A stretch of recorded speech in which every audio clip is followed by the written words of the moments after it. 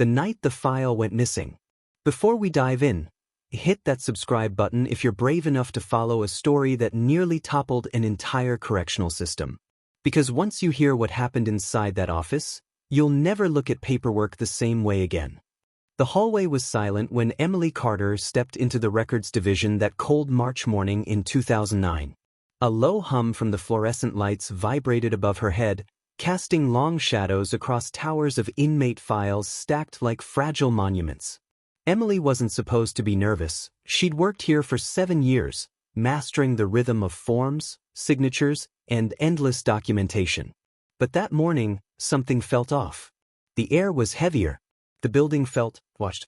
She sat at her desk and opened the day's processing list, flipping through the transfer packets she'd logged the night before. That's when she froze. File 782B, a routine transfer request for an inmate named Marcus Hale, wasn't in the cabinet. It should have been resting in the H row, alphabetized and easy to find. But the slot was empty. She checked the desk. Nothing. The inbox tray. Nothing. The outgoing shelf. Still nothing. Emily wasn't careless. Losing a file could cost her her job. But more than that, something about this particular file nagged at her. She remembered the signature line from the night before. The warden's name had looked shaky, almost uneven. But she'd brushed it off as exhaustion and moved on. Now, that detail clawed its way back into her mind. She searched again, this time on her knees, pulling every folder from the H section until the cabinet looked gutted. Still no file. She caught her breath and stepped back, realizing something far worse. Not only was 782B missing, but 2 other files looked tampered with. Date fields slightly erased. Login stamps smudged. Signatures that only halfway resembled the originals. Her heartbeat surged. Someone had been in this room. Emily stood and hurried to the supervisor's office, but halfway down the hall, she stopped. The glass window of the office door showed the reflection of a figure leaving the building through the emergency exit 20 feet behind her. She blinked. The door closed slowly, with a muffled metallic thud. She wasn't alone after all. Emily swallowed hard and pushed into the supervisor's office. "Something's wrong," she blurted. "A file is missing. And some records look altered." Her supervisor, Daniel Rourke, lifted his head slowly. He was in his 50s, calm, meticulous, the kind of man who double-checked everything. But something about his expression tightened. "Which file?" he asked. "Marcus Hale's transfer packet. And 2 others." For a moment, Daniel didn't move. He just stared, like she'd said the one thing he hoped she wouldn't notice. Then he stood so abruptly his chair rolled back and hit the wall. "We need to initiate an internal review immediately," he said. "And Emily, don't talk to anyone else about this yet." His urgency rattled her. The records division wasn't exactly a battleground for corruption. Clerks processed forms, supervisors verified signatures, and the chain of custody was supposed to be airtight. But the look in Daniel's eyes told her this wasn't a small mistake. Something bigger was unfolding, something hidden inside the very paperwork meant to protect the system. Within hours, 2 investigators from the state's internal affairs arrived. They sealed the office, collected the suspicious files, and asked Emily to recount every detail of the previous night. But when one of the investigators, a stern man named Alvarez, opened a locked drawer in the storage cabinet, he found something that made his jaw tighten. A stack of unsigned transfer forms, blank, except for one familiar name printed neatly at the top of each. Marcus Hale. Emily felt the room tilt. Those forms shouldn't exist. And someone had been preparing to use them.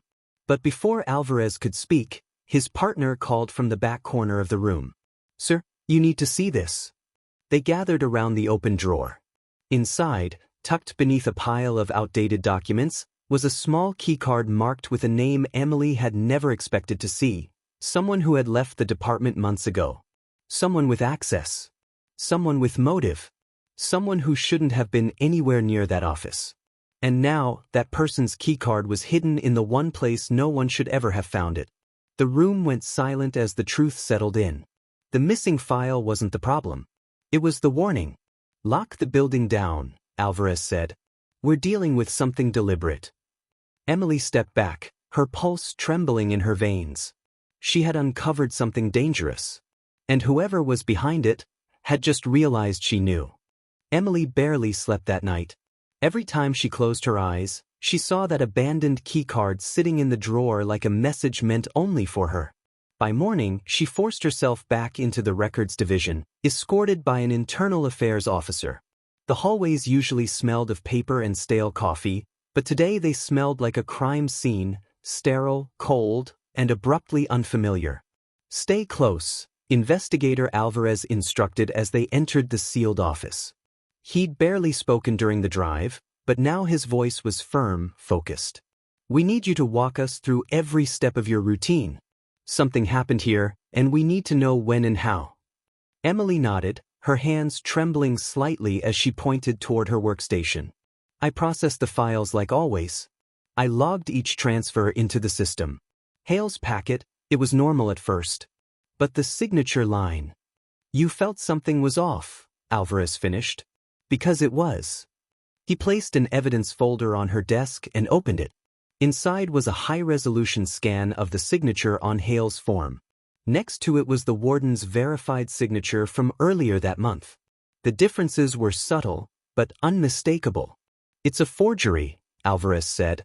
"Someone inside the system, or with access to it, signed off on a transfer that never should have been approved." "But why?" Emily whispered. "That's what we intend to find out." Before she could speak again, the office phone rang. Everyone froze. Alvarez slowly lifted the receiver and put it on speaker. "This is Rourke," Daniel's voice crackled through. "You need to come to the basement. We've found something." The basement. The one place Emily avoided. The old archives. Dark, windowless, and barely used anymore. Alvarez exchanged a glance with his partner. "We're on our way." They descended the concrete stairwell in silence. Emily's footsteps echoed behind them like distant warnings. When they reached the basement door, Daniel was standing outside, pale and visibly shaken. "What happened?"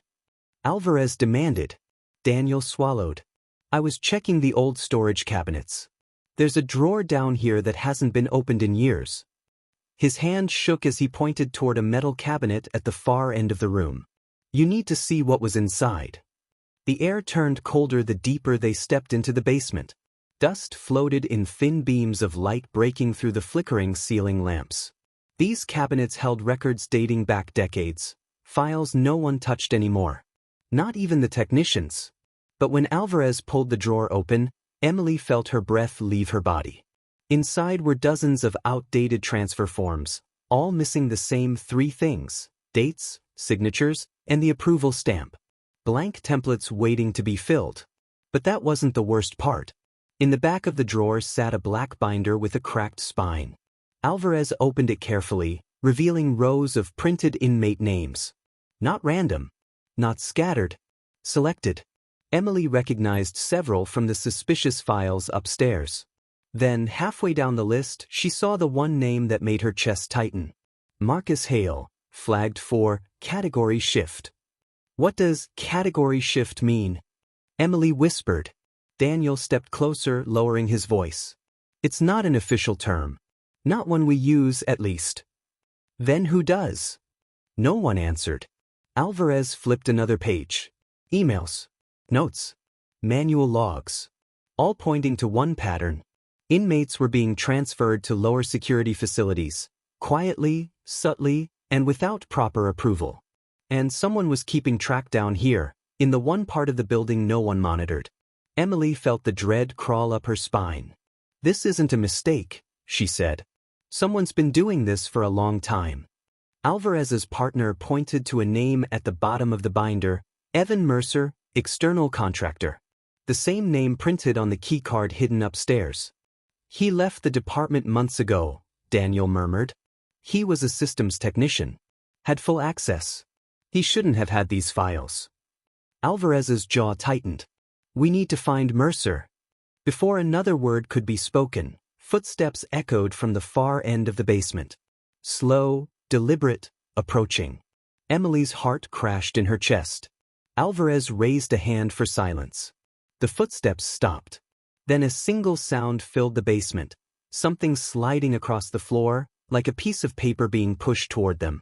Alvarez stepped forward and found a single fresh printout lying on the concrete. Emily didn't want to look, but she did. It was a new transfer order. Undated. And the name on it sent a chill through her blood. Emily Carter. Emily stared at the paper on the floor, her own name printed across the top in cold black ink. Transfer order. Pending. No date. No signature. No origin. Just her name, as if someone had already marked her for removal from the very system she served. Her knees felt weak. This isn't real. This can't be real. Alvarez lifted the document carefully. It's real, he said. And it means whoever's behind this operation doesn't just know your name, they anticipated your involvement. Anticipated. Prepared. Planned. Daniel took a shaky step backward, suddenly pale. We need to get out of this room. Now. But as they turned, the overhead lights flickered and hummed. A loud electrical pop echoed through the basement, plunging them into a brief moment of darkness before the emergency lights kicked in. A dim blue glow washed over the room, turning the shelves into towering silhouettes. Someone had cut the power. Alvarez motioned Emily behind him as he moved toward the stairwell door, but when he reached it, he stopped abruptly. The handle wouldn't budge. But from the outside, Emily's voice cracked. Someone's trapping us down here. Alvarez pressed his ear against the door. Silence. No footsteps. No movement. Whoever had been in the basement earlier had vanished.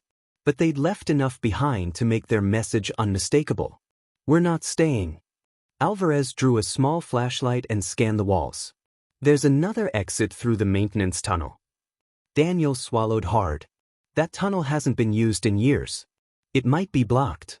It's our only way out, Alvarez said. They moved quickly, weaving between rows of dusty cabinets toward a narrow steel door marked Main Access. The keycard reader beside it was covered in a sheet of grime, proof no one had used it in ages. Until today. Alvarez swiped the keycard found upstairs. A green light blinked. The lock clicked open. Inside, the tunnel was narrow and damp, stretching into a dim concrete throat lit only by emergency strips glowing faintly along the walls. As they stepped inside, the smell of dust and old wiring filled the air. What exactly is Mercer doing? Emily whispered. Why manipulate inmate transfers? Why hide everything down here? Alvarez's voice was low but steady. We've seen operations like this before. Contractors forging transfers, moving inmates for payment. But this is more structured, more intentional, and more dangerous, Daniel added. They continued down the tunnel until they reached a second metal door. Alvarez pushed it open and froze. They weren't alone. Standing in the center of the room was Evan Mercer. Older than Emily expected, dressed in a maintenance jacket, but unmistakably the man in the photo from the binder. His eyes shifted from Alvarez to Emily, then back. As efficient as ever, he said calmly. I knew internal affairs would find the basement eventually. Emily, I didn't expect you to notice the signature. Emily stepped back, her pulse hammering. Why did you put my name on that transfer? Mercer smiled faintly, but there was nothing warm behind it. Paperwork is the most powerful weapon in a correctional system.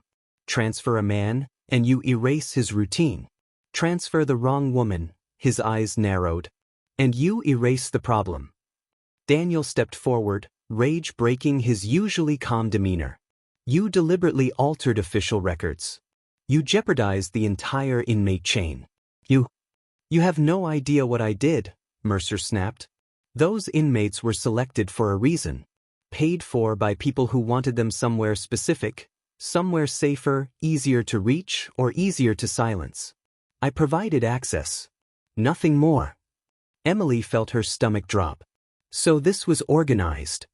Very organized, Mercer replied. Until you started asking questions. Alvarez moved slowly, positioning himself between Emily and Mercer. This ends now.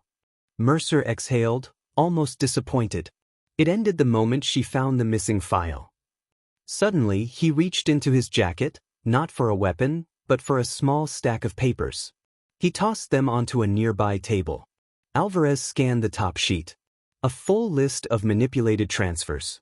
Dates, names, signatures, all forged by Mercer. But at the bottom of the stack was something even more damning. A ledger of payments from outside contacts, people tied to several inmates on the list. A corruption network. Structured. Profitable. Mercer put his hands behind his head slowly. It's all there. I'm done running. The system will eat itself with or without me. Alvarez secured him quickly while his partner called for backup through the tunnel's old radio line. Within minutes, officers flooded the maintenance wing. Mercer was escorted away without resistance. Emily stood alone for a long moment, staring at the files he'd surrendered. The tunnel felt colder now, like the remnants of something toxic had seeped into the walls. Daniel approached quietly. You saved people today, Emily. This could have gone on for years. Emily nodded slowly. All because a single file went missing. Later that week, Internal Affairs launched a full audit. Dozens of fraudulent transfers were uncovered. Contracts were terminated. The correctional system underwent reforms so strict that the records division would never operate the same way again. But Emily carried the weight differently. Every drawer she opened, every form she checked, every signature she reviewed. Because she knew now, corruption didn't always wear a mask or carry a weapon. Sometimes it lived in the ink. Sometimes it hid in the fine print. And sometimes, it waited for someone like her to stumble onto it by accident. End of story, she whispered to herself one night, locking her desk. But she knew better. In this world, stories like this never truly ended. And if viewers thought this one was intense, they weren't ready for what would come next.